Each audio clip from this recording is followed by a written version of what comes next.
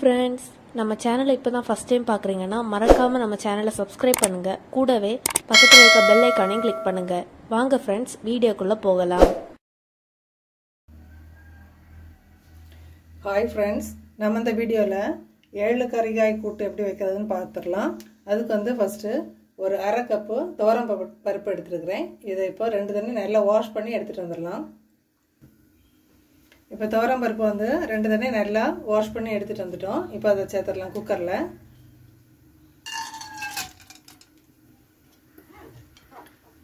இது வந்து அரை கப்பு எடுத்துருக்கிறோம் துவரம் பருப்பு. இது வந்து 4 பேருக்கு சாப்பிட்றதுக்கு கரெக்டான அளவாக இருக்கும். நீங்கள் இதை விட கூடுதலோ குறைவோ வேணும்னா கூட்டியோ குறைச்சோ சேர்த்துக்கோங்க.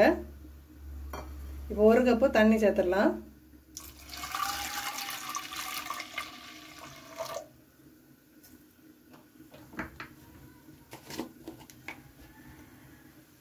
ஒரு 1/4 டீஸ்பூன் மஞ்சள் பொடி,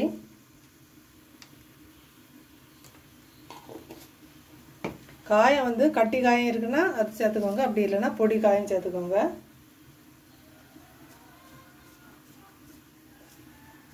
அப்புறம் வந்து குக்கரில் நம்ம பருப்பு வேக வைக்கிறோம், அது வந்து பொங்கி பாயாமல் இருக்கிறதுக்காக வேண்டி ஒரு அரைலேருந்து 1 டீஸ்பூன் அளவுக்கு கொஞ்சம் எண்ணெய் சேர்த்துக்கோங்க.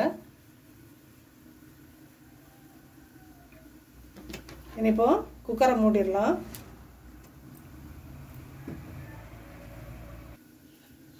இப்போ குக்கரை மூடி 3லேருந்து 4 விசில் நல்லா வேக விட்டுறலாம். இப்போ பருப்பு வெந்து கேஸ் ரிலீஸ் ஆகிற அந்த டைமுக்குள்ளாடி நம்ம காய் வந்து இப்போ வேக வைக்க போகிறோம். இப்போ நம்ம காய் வேக வைக்கிறதுக்கு அடுப்பில் ஒரு கடாய் வச்சுருக்கிறோம். இதில் வந்து உங்களுக்கு தேவைக்கேற்ப காய் நீங்கள் சேர்த்துக்கோங்க. 7 காய் அல்லது 9 காய் எது வேணால் சேர்த்துக்கலாம். நீங்கள் நான் இப்போ பூசணிக்காய், கோழியவரை,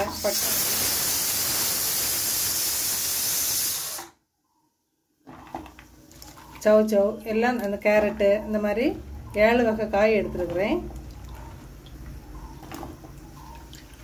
காய் வந்து அவங்கவுங்க விருப்பம் தான். உங்களுக்கு தேவைக்கேற்ப 7 வெரைட்டி அல்லது 9, 11 எவ்வளோ வேணால் நீங்கள் சேர்த்துக்கலாம்.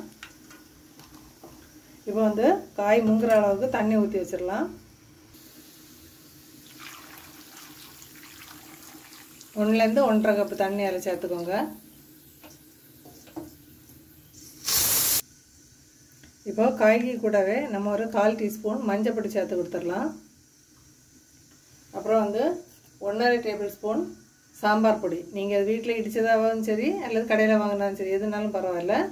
இது 1.5 டீஸ்பூன் சாம்பார் பொடி. இப்போ கொஞ்சமாக உப்பு அதில் சேர்த்து கொடுத்துடலாம். நான் ஒரு அரை ஸ்பூன் சேர்த்துருக்குறேன். காய்க்கு தேவைக்கேற்ப நீங்கள் சேர்த்துக்கோங்க. இப்போ இந்த மசாலா, உப்பு எல்லாம் சேர்த்து ஒருக்கா மிக்ஸ் பண்ணிவிட்டு நம்ம ஒரு மூடி போட்டு வேக வைக்க போகிறோம்.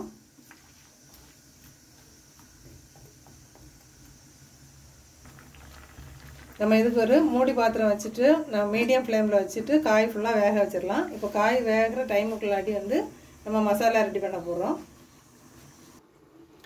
இப்போ நம்ம மசாலா எல்லாம் ரெடி பண்ண போகிறோம். அதை வறுத்தெடுக்க போகிறோம். அதுக்கு வந்து கொஞ்சமாக ஃபஸ்ட்டு எண்ணெய் சேர்த்துக்கோங்க. இப்போ காயம் வந்து கட்டி காயம் வச்சுருந்தீங்க அப்படின்னு சொன்னால் ஃபஸ்ட்டு வந்து இந்த எண்ணெயில் ஃபஸ்ட்டே சேர்த்துருங்க. அது நல்லா கொஞ்சம் பொரியட்டும்.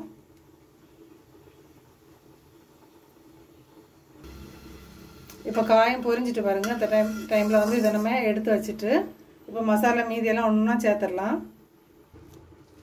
இப்போ மல்லி வந்து 1 டேபிள் ஸ்பூன் இப்போ சேர்க்க போகிறோம். இப்போ அதுக்கு கூடவே வரமிளகா வந்து அவங்கவுங்க காரத்துக்கு ஏற்ப சேர்த்துக்கலாம். இப்போ 5லேருந்து 6 வரை சேர்த்துக்கலாம். நான் வந்து கொஞ்சம் பெரிய மிளகா இருந்ததுனால 5 மிளகா தான் எடுத்துருக்குறேன்.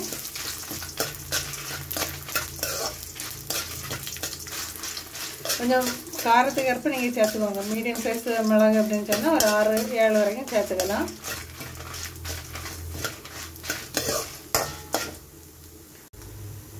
ஒரு 1/4 டீஸ்பூனுக்கும் கம்மியாகவே வெந்தயம் எடுத்துருக்குறேன். வெந்தயம் வந்து நிறைய சேர்த்துறாதுங்க, அது வந்து ஒரு கசப்பு தன்மை வரும். பிகினர்ஸ்க்காக சொல்கிறேன். வெந்தயம் சேர்க்கும்போது ரொம்ப பார்த்து கவனமாக சேர்த்துக்கோங்க.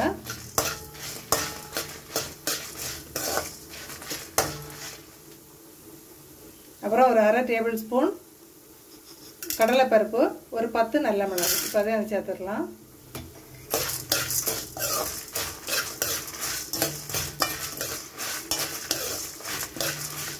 மிளகு வந்து ரொம்ப சேர்க்க வேண்டாம். நம்ம ஏற்கனவே தனி மிளகு வத்தல் சேர்த்துருக்குறோம், அப்புறம் சாம்பார் பொடி சேர்த்துருக்குறோம்.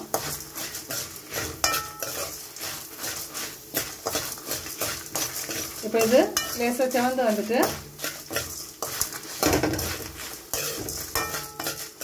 இந்த டைமில் மசாலாவெல்லாம் தனியாக எடுத்து வச்சுட்டு நம்ம 1/3 கப்பு அளவில் கொஞ்சம் தேங்காய் வறுத்து எடுக்க போகிறோம்.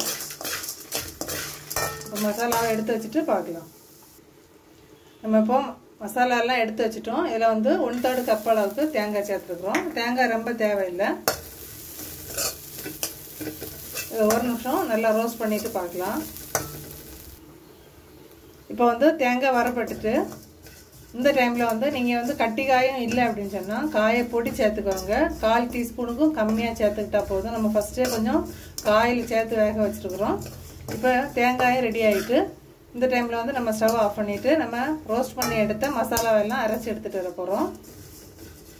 ஃபஸ்ட்டு வந்து பல்ஸ் மோடில் போட்டுட்டு அதுக்கப்புறம் தண்ணி சேர்த்து நல்லா ஃபைன் பேஸ்ட்டாக அரைச்சி எடுத்துக்கோங்க. இப்போ வந்து பருப்பு சூப்பராக வெந்து ரெடி ஆகிட்டு ஒரு கரண்டி போட்டு ஒருக்கா மேஷ் பண்ணிக்கோங்க. பாருங்கள், நல்லா வெந்துட்டு பருப்பு வந்து ரொம்ப சாஃப்டாக மாவு போல் ஆக்க வேண்டாம். இதை போல் அங்கே பாருங்கள் நல்லா குழஞ்சி வந்துருக்குது.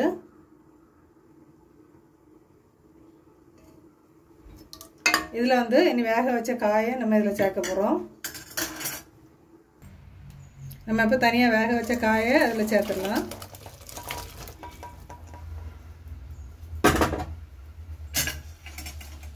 காயுமே வந்து நம்ம மசாலாலாம் ரெடி பண்ணுறதுக்கு முன்னாடி சூப்பராக ரெடி ஆகிட்டு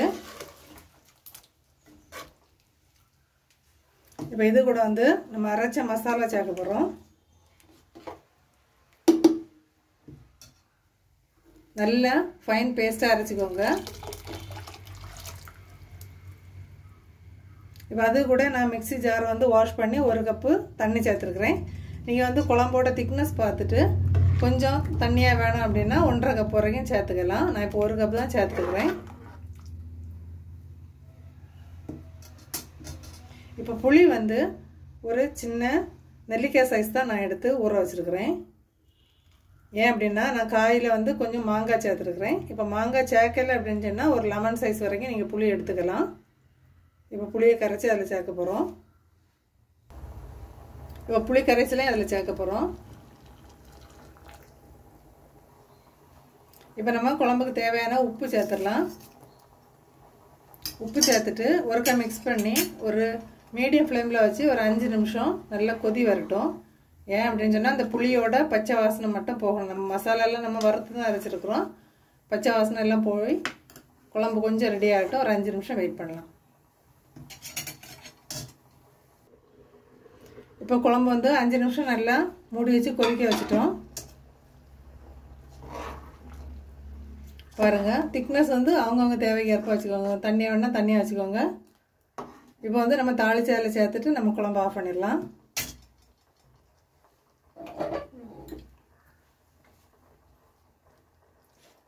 இப்போ நம்ம தாளிக்கு எண்ணெய் சேர்த்துடலாம்.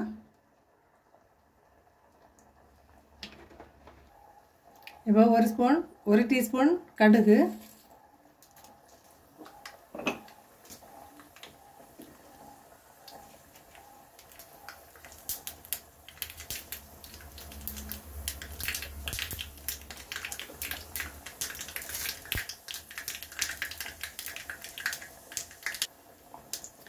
இப்போ ஃப்ரெஷ்ஷான கருவேப்பிலையும் வரமிளகாயும் சேர்த்துடலாம். சேர்த்துட்டு நம்ம ஸ்டவ் ஆஃப் பண்ண போகிறோம்.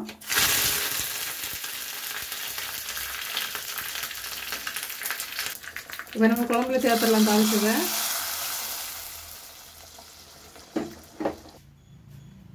இப்போ 7 காய் கூட்டுக்கறி வந்து சூப்பராக ரெடி பண்ணிட்டோம். இதே அளவில் செய்தோம் அப்படின்னு சொன்னால் ஒரு 4லேருந்து 5 பேர் தாராளமாக யூஸ் பண்ணலாம். ட்ரை பண்ணி பார்த்துட்டு மறக்காமல் கமெண்ட் பண்ணுங்கள் ஃப்ரெண்ட்ஸ்.